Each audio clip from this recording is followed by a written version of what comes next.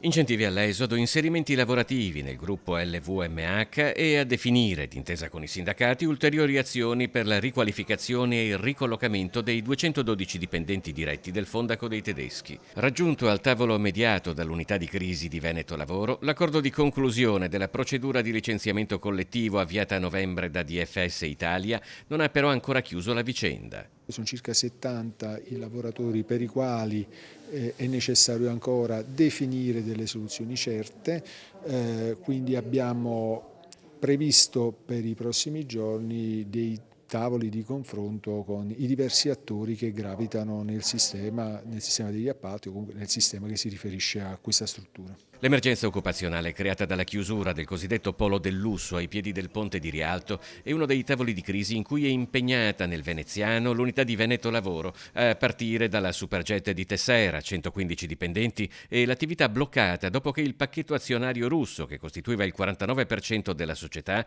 è stato congelato nell'ambito delle sanzioni a Mosca per l'invasione dell'Ucraina.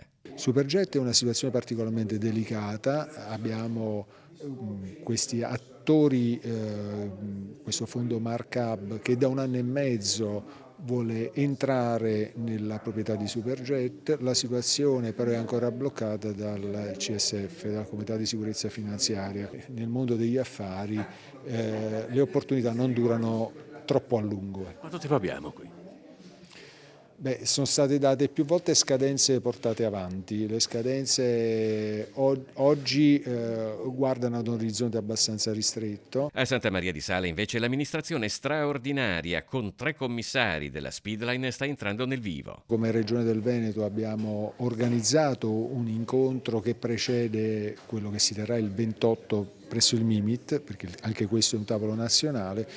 Lo abbiamo fatto perché era necessario che i lavoratori avessero la copertura dell'ammortizzatore sociale, dato che da novembre, nel momento in cui non era ancora aperta la procedura di amministrazione straordinaria, si ritrovano senza emolumenti.